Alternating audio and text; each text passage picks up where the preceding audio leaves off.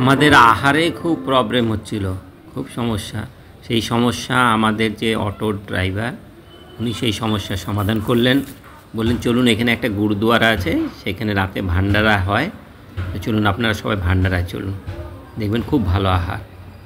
তো আমরা আর উপায় না দেখে দেখলাম না হোটেলে খাওয়াই যাচ্ছে না, ভালোই লাগছে না। তো এই যে কুরুক্ষেত্রের একটা সুন্দর গুরুদুয়ারা, খুব ভালো লাগবে। গুরুদুয়ারা দেখো আমার দেখেছি এদের পরিবেশ, গুরুদুয়ারার পরিবেশ শান্ত পরিবেশ, কোনো হই হাল্লা নেই, খুব ভালো লাগে। তো আমি তো খুব ভয়ে ভয়ে ভিতরে ক্যামেরাটা চালাচ্ছিলাম, যাই হোক কেউ কিছু বলে না। এই গুরুদুয়ার ভিতরে দেখো সবাই শান্ত হয়ে বসে আছে। রাত্রি তখন 8:30 হবে, 8:30 পৌনে 9টা হবে। আমরা সিদ্ধান্ত নিলাম যে গুরুদুয়ারাতেই আহার করব, চলো একটু। এই যে গুরুদুয়ারা দেখো, এখানে কিন্তু সব সেলফ সার্ভিস, নিজেরাই কিন্তু এখানকার বেশ কিছু মানুষজন এসে এখানে কিন্তু কাজ করে, তারা বাসনপত্র মেজে দিয়ে যায়, ধুয়ে দিয়ে যায়। আর আমাদের এখানে আহার, রাতের আর খুব সুন্দর রাতের আহার ছিল। আর এই ফেরার পথে একটা না সুন্দর হোটেল, আমরা যখন গুরুদুয়ার থেকে আহার করে ফিরছি, কুরুক্ষেত্রে একটা ছোট টাউনের পর একটা বিরাট, এত সুন্দর লাগছিল হোটেলটা দেখতে। ওম শ্রী পরমাত্মনে নমঃ। শ্রীমদ্ভগবদ্ গীতা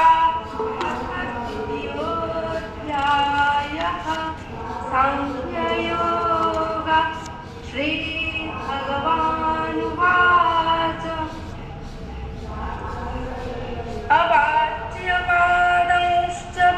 কুরুক্ষেত্রে আমাদের দ্বিতীয় দিন। হোটেলে সকালে একটু যোগের ক্লাস করলাম, একটা দারুণ অনুভব। সবাই রুম থেকে বেরিয়েছিল, 2-1জনের একটু অসুবিধা ছিল। তারপরে আমরা চললাম, একটা অটো রিজার্ভ করলাম। যে পাশে দেখছে আমাদের এক সর্দারজি অটোওয়ালা, সে গতকাল রাত্রেও আমাদেরকে নিয়ে গেছিলো জ্যোতিশ্বরে লাইট অ্যান্ড সাউন্ড দেখাতে, ভালো মানুষ। পরের দিনও তাকে আবার ফোনে ডাকলাম। 100 টাকা করে ঠিক হলো, মাথা পিছু 100 টাকা। মোট আমরা 16 জন আছি। আর এই 16 জন এবার আমরা যাচ্ছি অভিমন্যুপুর দর্শন করতে। কুরুক্ষেত্র স্টেশন চত্বর থেকে, ওই এলাকা থেকে অভিমন্যুপুরের দূরত্ব হবে 7-8 কিলোমিটার হবে। ওইখানে আমরা অভিমন্যুকে যে চক্রব্যূহে আটকে রেখে তারপরে যে তার বধ করা হয়, সেই দৃশ্য ওখানে দেখব। কুরুক্ষেত্রে কিন্তু 2 দিন আপনার লাগবে, আপনি কিন্তু পুরো 2টো দিন কুরুক্ষেত্রের জন্য রাখতে হবে। 2টো দিনে একদম 24-48 ঘন্টা দরকার। আরও 1 দিন এক্সট্রা থাকতে পারে, নো প্রবলেম। এখানে প্রচুর ধর্মশালা রয়েছে, অনেক হোটেল রয়েছে, কোনো অসুবিধা নেই, এবং সব কিছু আপনার বাজেটের মধ্যে। অভিমন্যুপুর যাওয়ার সময় রাস্তাটা খুব সুন্দর লাগছিল। আর রাস্তায় একটা আমরা গুরুদুয়ারা দেখলাম, অর্থাৎ এখানে কিন্তু দেখছি পাঞ্জাবিদের বাসস্থান রয়েছে, পাঞ্জাবিরা রয়েছে এখানে। বেশ কিছু ভালো ভালো গুরুদুয়ারা রয়েছে, সেখানে ভান্ডারা চলে, আপনি সেই ভান্ডারে অংশগ্রহণ করুন। বাইরে হোটেলে খাওয়ার থেকে অনেক ভালো সেবা দেন, কিছু দান করে দিন, সমস্যার সমাধান। এই যে আমরা অভিমন্যুপুরে যখন আসছি তখন দেখছি এখানে 2 দিন আগে একটা মেলা লেগেছে, সেই মেলাটা শেষ হয়েছে। আর পুরো এলাকাটা নোংরা হয়ে আছে, প্লাস্টিক পড়ে। মানুষ দেখো, এদিকে সরকার চেষ্টা করছে, আমাদের বর্তমান সরকার বিভিন্ন ধরনের উন্নয়নের চেষ্টা করছে। ইভেন কি আমাদের সবার মনেরও ইচ্ছা যে খুব উন্নয়ন হোক, দেশ খুব উন্নতির পথে এগিয়ে চলুক, রাস্তাঘাট হোক, কিন্তু মানুষের নীতিগত উন্নয়ন, নৈতিক উন্নয়ন, যত এথিক্যাল ডেভেলপমেন্ট যতক্ষণ না হবে ততক্ষণ কোনো উন্নয়নই কিন্তু দেশের সার্বিক উন্নয়ন হিসাবে গণ্য হবে না। কোনো উন্নয়নই কিন্তু দেশের সার্বিক উন্নয়নের কাজে লাগবে না। এই হচ্ছে অভিমন্যুপুর। এখানে একটা আর্টিফিশিয়ালি একটা চক্রব্যূহ বানানো আছে। আমরা কিন্তু ভিতরে কেউ নিশ্চিন্তে বেরোতে পারিনি, সবাই কিন্তু আটকে পড়েছে এই চক্রব্যূহের মধ্যে। এর থেকে আমরা অনুমান করতে পারছি যে কিভাবে অভিমন্যুকে সেনাদের একটা চক্রব্যূহ তৈরি করে তাকে ঘিরে ধরে অন্যায়ভাবে তাকে হত্যা করা হয়েছিল। এরপরে যখন এই কারণেই অভিমন্যু ছিল অর্জুনের পুত্র, অর্জুনের ছেলে, তাই না? তাকে তার হত্যা খুব মর্মান্তিক হত্যা। অভিমন্যু হত্যাকে কাজে লাগিয়ে শ্রীকৃষ্ণ এই দেখো সব কিন্তু আটকা পড়েছে, সব আটকে পড়েছে। ভীষ্ম কর্ণর যখন চাকা আটকে যায় তখন বধ করার জন্য কিন্তু অর্জুন তখন নিরস্ত্র কর্ণকে বধ করতে চাইছিলেন না। তখন ভগবান শ্রীকৃষ্ণ তাকে বললেন, তুমি মনে করো তোমার সন্তানকে কিভাবে ওরা চক্রব্যূহের মধ্যে মেরেছে, তখন সেটা অন্যায় ছিল না, আর তোমার আজকে মনে হচ্ছে অন্যায়, মারো, নাহলে কিন্তু কর্ণকে মারতে পারতাম। কর্ণ এত বীর, এত শক্তিশালী ছিল। হ্যাঁ, চলো এই দেখো সব আটকে পড়েছে, সবাই যে টপকে টপকে যেতে হচ্ছে, উপায় নেই, টপকেই যেতে হবে। এই পাঁচিলটা যদি আর উঁচু হতো তাহলে কেউ বেরোতে পারতো না। ওই জন্য আমিও টপকে গেলাম, আমিও কিন্তু ফেসে গেছিলাম ভিতরে, কিছুতেই বেরোতে পারছি না। এটা একটা দারুণ অনুভব, খুব আনন্দের ছিল এই জায়গাটা। হ্যাঁ, কিন্তু প্রচণ্ড রোদ ছিল, রোদে একটু অসুবিধা হচ্ছিল, তবু আমরা ঘুরে ঘুরে মজা করছিলাম বেশ। আর ছাতা নিয়ে গেলে ভালো হতো। ওই দেখো না, প্রত্যেকে মাথার মধ্যে রুমাল টুমাল দিয়ে হাঁটছে। দুই একজন বেরোয়নি যে তা না, দুই একজন বেরিয়েছে দেখলাম। আর ভিতরে একটা বিরাট পুকুর রয়েছে, সরোবর রয়েছে, আর বেশ কিছু মন্দির রয়েছে। ভালো লাগবে ভিতরে যখন যাবে, একদম ফাঁকা। এই জায়গাটা খুব ছিল, খুব পরিষ্কার পরিচ্ছন্ন বলবো না, কিন্তু জায়গাটা বেশ ফাঁকা ছিল, কোনো কোলাহল নেই, আওয়াজ নেই, মানুষের ভিড় নেই। অভিমন্যুপুরে আমাদের খুব ভালো লেগেছিলো। এখানে এই একটাই মন্দির দেখার মতন আছে। সচরাচর যারা কুরুক্ষেত্র দর্শন আছে তারা এইসব জায়গায় আসে না, তবে যদি একদিনের অধিক যদি আপনার প্রোগ্রাম থাকে তাহলে অবশ্যই এগুলোকে একটু ঘুরে যাবেন। একটা অটো ভাড়া করবেন, 100 টাকা মাথা পিছু ভাড়া নেবে, ব্যাস 100-120 টাকা একটু বার্গেনিং করলেই হয়ে যাবে।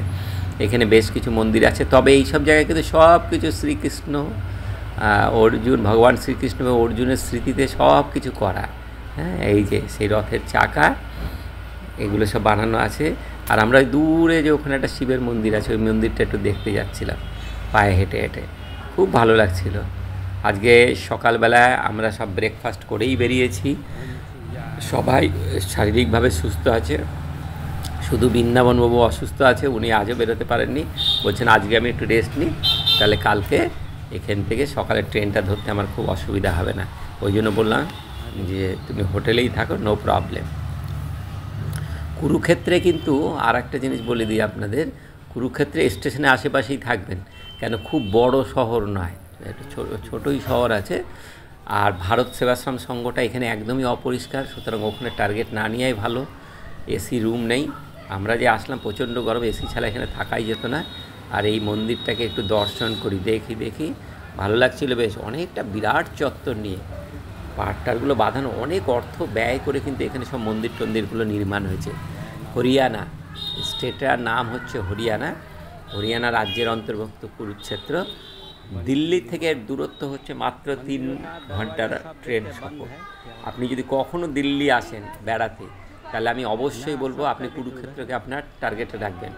দিল্লি থেকে মাত্র 3 ঘন্টা জার্নি, অনেক ট্রেন আছে।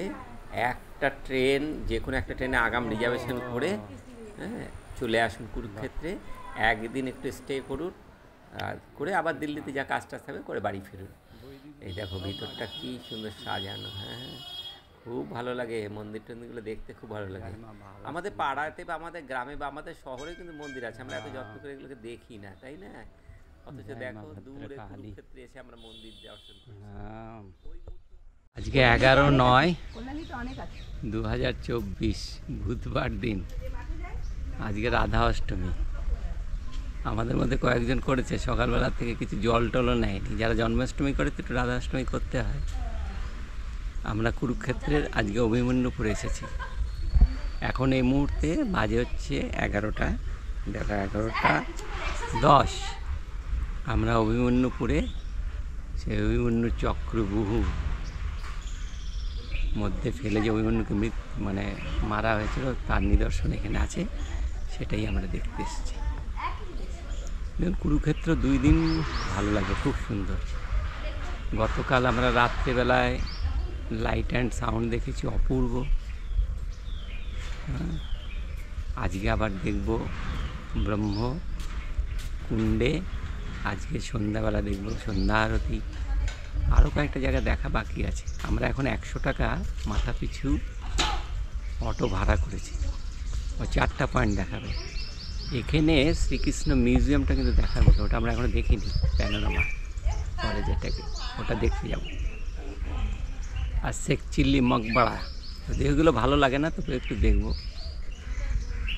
আর একটা কি বললো গাড়ির ড্রাইভার, করে দুপুরবেলা আহার করব, একটু প্রসাদ নেব কোনো একটা মন্দির টন্দির থেকে। এরা যেহেতু রাধা অষ্টমী করেছে, এরা একটু পুজো আর্চা করবে বলছে দুপুরবেলায়। তারপরে দুপুরে একটু রেস্ট নিয়ে বিকালে 5:30 আজকে বেরোবো ঠিক করেছি। আজকে পুরো রাতটা মানে রাত 8টা-9টা অবধি আমরা ব্রহ্মকুণ্ডেই সময় কাটাবো। কুরুক্ষেত্র 2 দিন যথেষ্ট। ভালো লাগে এইসব জায়গায় সাথে আমরা জুড়ে রয়েছি, আমাদের সনাতন ধর্মের মূল বিষয়গুলো এখানে জুড়ে রয়েছে। সুতরাং এখানে আসলে বেশ একটা সুন্দর আধ্যাত্মিক পরিবেশ অনুভব হয়,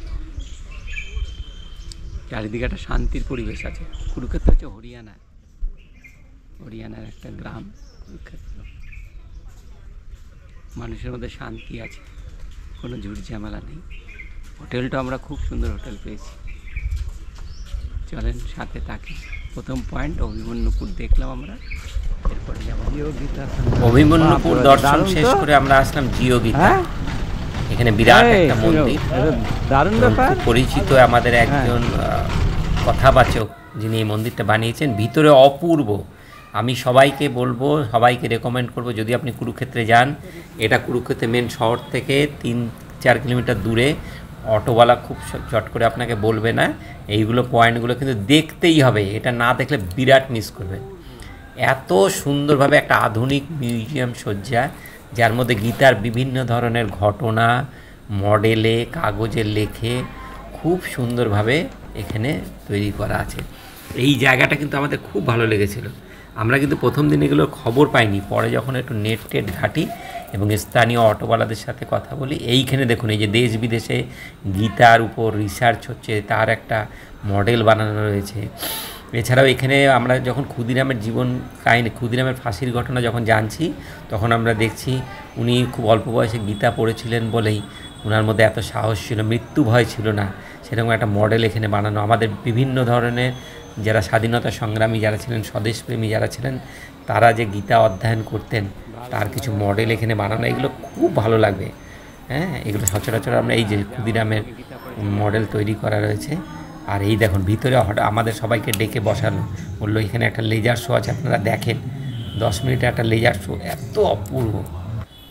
তারপরে আমরা ঘুরে ঘুরে দেখছিলাম এই জায়গাটায় প্রায় আপনি ঘন্টা দেড়েক সময় কাটাতে পারবেন এবং প্রত্যেকটা জিনিস দেখার মতন। বর্তমানে সরকারি প্রচেষ্টায় আছে গীতাকে বাঁচিয়ে রাখার জন্য। গীতা নামক যে দর্শন গ্রন্থ বা ধর্মগ্রন্থ, যা এতদিন মানুষের মধ্যে খুব বেশি প্রচার ছিল না, সেটা প্রচারের কাজই এরা করে চলেছে। জিওগীতার কিচ্ছু না, গীতার প্রচার প্রসারই হচ্ছে এদের মূল কাজ। আমরা এখান থেকে সব কিছু দেখে, এই যে আবার আর একটা শো ছিল এখানে, সেটাও দেখলাম, একটা লেজার শো দেখলাম 10-15 মিনিটের। তারপরে আবার ড্রাইভার আমাদের বললো যে আপনারা ওটা দেখেছেন, আর একটা ছিল ওখানে ভিডিও শো। না, এখানে একটা মন্দিরে পুরো মডেল বানানো আছে, এটা এত সুন্দর লাগছিল ভিতরে। অর্থাৎ এই চত্বরটা যখন পুরো তৈরি হচ্ছে, এখন যখন হয়ে যাবে তখন অপূর্ব সুন্দর একটা জায়গা হবে। তো ড্রাইভার আমাদের বলল যে আপনারা কি দেখেছেন ওই শোটা? আমরা না, বলে চলেন, খুব সুন্দর। এই যে আমরা শোটাতে ঢুকলাম, এখানেও কিন্তু খুব ভালো একজন চালিয়ে দিয়ে গেলো। যেহেতু আমরা 15-16 জন ছিলাম, তো যেখানেই আমরা ঢুকছি আমরা সবাই মিলে বসে শো শুরু হয়ে যাচ্ছে, কোনো অসুবিধা নাই। এখানেও ভগবান শ্রীকৃষ্ণের সেই গীতার বাণী সংক্রান্ত বিভিন্ন ভিডিওগ্রাফি ছিল, যেগুলো দেখতে খুব ভালো লাগছিল আমাদের। সুন্দর, এই দেখ কি সুন্দর সব ছবি টবি দিয়ে, বিভিন্ন কাহিনী দিয়ে, যে মহারাজ এটাকে বানিয়েছেন ওনার জীবনী, ছোট্ট একটু জীবনী দিয়ে খুব ভালো লাগে। সংসারের চিন্তা নেই না এখন, বাড়িতে থাকলেই বাজার করো, অমুক করো তমুক করো, ওইসব চিন্তাতে আর ভগবানের নাম কীর্তন করা হয় না। এখানে আমরা নিশ্চিন্তে আছি। তারপরে ওখান থেকে যখন বেরোলাম তখন সুনীলবাবু বলছেন আজ তো আমরা রাধা অষ্টমী করেছি, আমাদের শ্রীকৃষ্ণের মূর্তি দর্শন করে তার পুজো অর্চা করে তবেই কিন্তু আমরা আহার করবো। সকাল থেকে জলপানও করেনি এনারা, কয়েকজন বেশ আছে। তখন চলুন আমরা ওখানে খবর নিলাম যে পাশে একটা শ্রীকৃষ্ণের মন্দির রয়েছে, সেই মন্দিরের উদ্দেশ্যে ওখান থেকে আমরা বেরোলাম। পাশে ওই জিওগীতা এরিয়ার মধ্যেই পায়ে হেঁটে যাওয়া যাবে। রোদের একটু তেজ আছে কিন্তু ভালো লাগছিল, জায়গাগুলো ঘুরে ঘুরে দেখছিলাম, খুব ভালো লাগছে। এইগুলো তো আর দ্বিতীয়বার আসা যাবে না, সেই সুযোগ হবে না আমাদের কাছে, কেন এখনও অনেক জায়গা দেখা আমাদের বাকি। এই মন্দিরের ভিতরে দেখছি বেশ কিছু কয়েকটা অল্প বয়সী ছেলে মন্দিরটাকে পরিচালনা করছে। আমরা ভিতরে ঢুকলাম, সুনীলবাবুর কপালে আর হলো না, উনি আস্তে আস্তে মন্দির সময় মতন বন্ধ করে দিল। তখন 12:30 বাজে, ভগবানের ভোগ লাগাবে, ওই জন্য তার অভিষেক হবে, বন্ধ। আর এই দেখো সুনীলবাবু রাধা অষ্টমীতে সবাইকে বললেন আমি প্রসাদ খাবো, সবাই লাইন করে দাঁড়াও। আমরা তো প্রথমে বুঝি নাই, ভাবলাম বিরাট কিছু হবে, আর সত্যিই বিরাট কিছু। কী সুন্দর প্রসাদ কোথার থেকে পেলেন কে জানে, সুনীলবাবু কিনে এনেছেন। সবাইকে লাইন করে দাঁড়িয়ে উনি ওনার আজকে যে রাধা অষ্টমী যে নিয়ম ভঙ্গ সেটিকে করলেন, সবার হাতে প্রসাদ দিলেন, খুব সুন্দর। এইটা কিন্তু আমার খুব ভালো লেগেছিল। হ্যাঁ, সুনীলবাবু দেখো সবাইকে দিচ্ছে, বাহ, খুঁজে খুঁজে সবার হাতে বেশ অনেকগুলো প্রসাদ নিয়েছে, বিভিন্ন ধরনের প্রসাদ, বিস্কুট, যেগুলো আমরা সচরাচর পাই না, ওই ধরনের কিছু প্রসাদ টোসাদ নিয়ে আসছে। তো আমরা করি নাই, আমরা রাধা অষ্টমী করি নাই, সুনীলবাবুর দলে বেশ কয়েকজন করেছিল। ওগুলো দেখে টেকে যখন আমরা যাচ্ছি তখন ওখানে একটা ক্যান্টিন আছে, ওই ক্যান্টিনে একটু উকি ঝুঁকি মারলাম। ওগুলো খাওয়া টাওয়া যাবে না, কেনাও যাবে না, বাইরের খাওয়া কেনা আমাদের পোষায় না। হলো আমাদের জিওগীতা দেখা। এবার আমরা যাচ্ছি কৃষ্ণ প্যানোরামা দর্শনে। হ্যাঁ, ওখান থেকে আমাদের ড্রাইভার আগেই বলে দিল এবার আমরা কোথায় যাচ্ছি।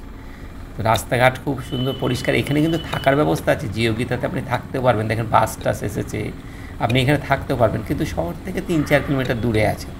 যারা শান্তিতে থাকতে চান, কোনো হই হাল্লা নেই, কুরুক্ষেত্রে 2-4 দিনে কাজের জন্য গেছেন বা শুধু দর্শনের জন্য না, তারা কিন্তু এখানে ব্যবস্থা করতে পারেন। ড্রাইভারকে বললাম ভাই চলো আগে গুরুদুয়ারাতে আগে ভোজন করবো, আমাদের সবার খিদা লেগে গেছে। আর গুরুদুয়ারার পাশেই ছিল জিওগীতা এই কৃষ্ণ প্যানোরামা। তো আমরা দুপুরে একটু চট করে গুরুদুয়ারাতে ঢুকে সবাই একটু আহার করে নিলাম। সত্যি দেখবেন গুরুদুয়ারা আহার খুব সুন্দর হয়।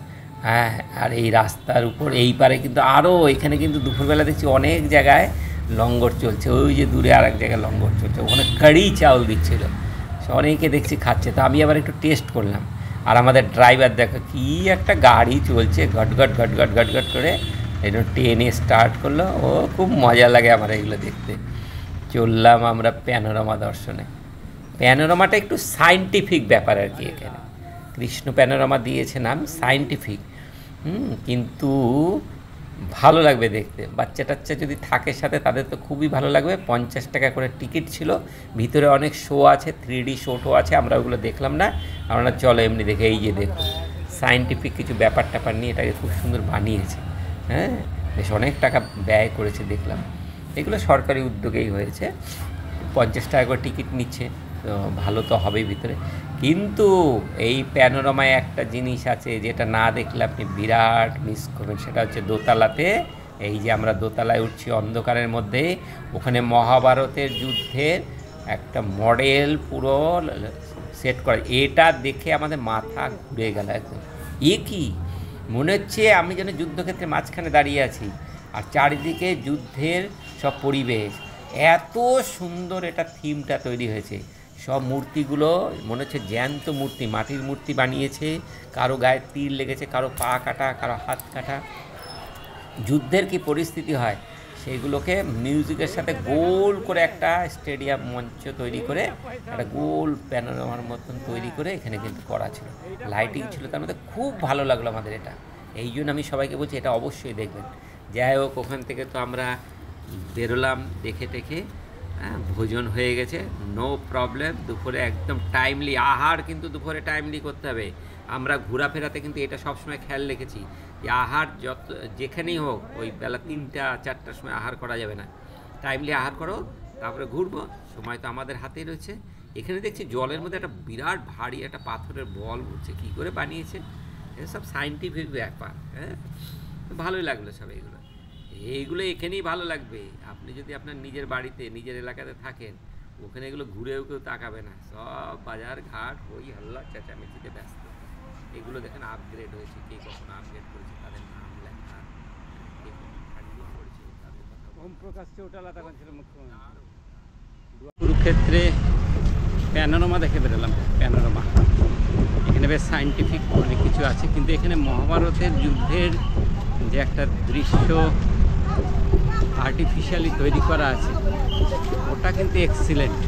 ওটা দেখে আপনার 50 টাকা টিকিট নিল, পয়সা আসুন। এত সুন্দর করে, খুব সুন্দর।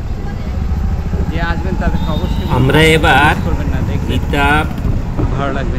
মিউজিয়ামের দিকে যাচ্ছি। প্যানোরামা দেখলাম, কুরুক্ষেত্র প্যানোরামা দেখে আমরা মিউজিয়ামের দিকে যাচ্ছি। এইখানে টিকিট মূল্য 30 টাকা। দেখি কি আছে, চলেন।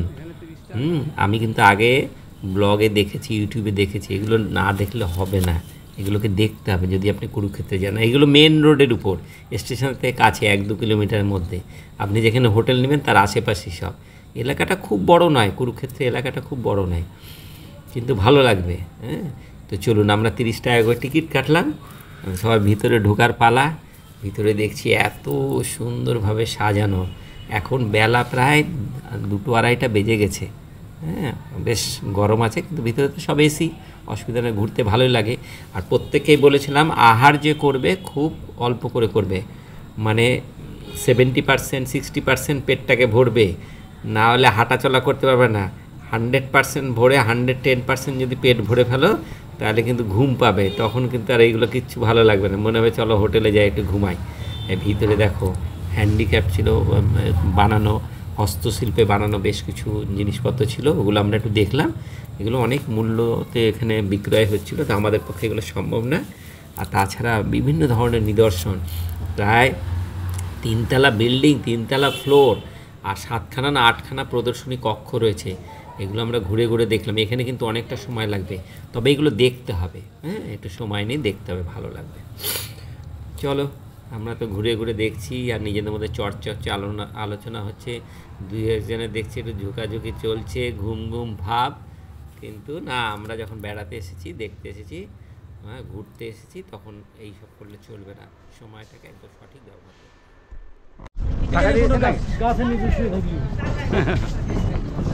চলো, আমাদের কৃষ্ণ সংগ্রহালয়, কৃষ্ণ মিউজিয়াম দেখা শেষ হলো। দারুণ, বহু মানুষের মাথা, বহু মানুষের রিসার্চ, এত সুন্দরভাবে প্রেজেন্টেশন। সত্যি খুব আফসোস হয় যখন আমরা দেখি বহু মানুষ, অনেক মানুষ অর্থ আছে কিন্তু আসার সুযোগ পাচ্ছে না, সাথীর অভাব। কারো অর্থ আছে কিন্তু শরীর সাথ দিচ্ছে না, আবার কারো ইচ্ছা আছে, অর্থ নেই। এইসব মানুষদের জন্য খুব আফসোস হয় যে এত সুন্দর সুন্দর ভারতবর্ষের নিদর্শন আছে, যেগুলো তারা কেউ দেখতে পাচ্ছে না, উপভোগ করতে পারছে না। মনকে ঠিক করুন আর আমার এই ভিডিও দেখুন। এই ভিডিওর মধ্যে খুব সহজভাবে আমি সব বলে দিচ্ছি, কীভাবে কোথায় যাবেন, ওটাকে ফলো করবেন। প্রয়োজনে আমাকে ফোন করবেন, আমি আপনাকে গাইড করে দেব। ফাইন, চলুন। আজকে বিকালে আমরা যাব, এখন বেলা 3টে, 3:45 বাজে। 3টের মধ্যে আমরা হোটেলে চলে যাচ্ছি। তারপরে আমরা 2 ঘন্টা রেস্ট নেব। তারপরে বিকালবেলায় সন্ধ্যা আরতি দেখার জন্য আজকে যাবো আমরা ব্রহ্মকুণ্ড, ব্রহ্মসাগর। ওখানে আমাদের আজকে সন্ধ্যা আরতি এবং অন্যান্য কিছু আরও মন্দির টন্দির আছে ওই ব্রহ্ম সরোবরের পাশাপাশি। সেগুলোকে দর্শন করলেই কুরুক্ষেত্রে আজকের মতন, এই জন্মের মতন বলা যেতে পারে, এই জন্মের মতন আর দ্বিতীয়বার কুরুক্ষেত্রে আসলে খুব ভালো লাগে। রেস্ট নিব, তারপরে সন্ধ্যাবেলায় আমরা বেরোবো ব্রহ্ম সরোবরে আজকে রাতে আরতি দর্শনে। খুব সুন্দর আরতি দর্শন হয় এবং সরোবরের আশেপাশে বেশ কিছু মন্দির, বেশ কিছু নিদর্শন এখনও দেখা বাকি রয়েছে। তার মধ্যে দ্রৌপদী কূপ এবং শ্রীকৃষ্ণ অর্জুনের রথের সে বিরাট এক মূর্তি, ওগুলোকে আমরা দেখব। চলুন সবাই সাথে থাকুন, দারুণ ইন্টারেস্ট। আমরা সন্ধ্যা আরতি দেখব। আজকে আমাদের শেষ কুরুক্ষেত্রে, 11/9/2024 তারিখ, আজ বুধবার। আমরা এসেছি, সব দেখা হয়ে গেছে কুরুক্ষেত্রে আমাদের। আমরা শুধু সন্ধ্যা আরতি দেখার জন্য আজকে ব্রহ্ম সরোবরে এসেছি।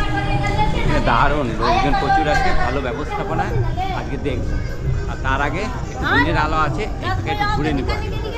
হ্যাঁ, কয়েকটা আরও দ্রষ্টব্য স্থান এখানে আছে ব্রহ্ম সরোবর আশেপাশে, দেখা হয়নি, ওগুলোকে দেখে তারপরে আরতি দেখব।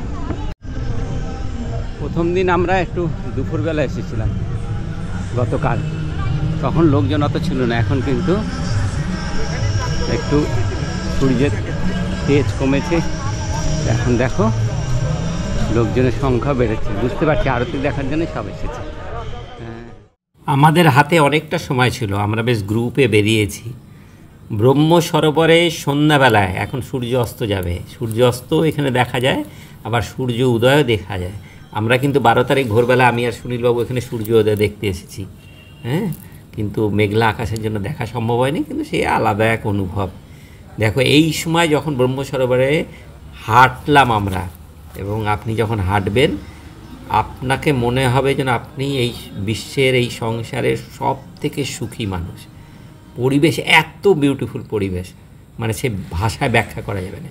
এখানে কাত্যায়নী মন্দির রয়েছে, এই মন্দিরে আমরা কাত্যায়নী দেবীর মন্দির রয়েছে, এগুলো দর্শন করব।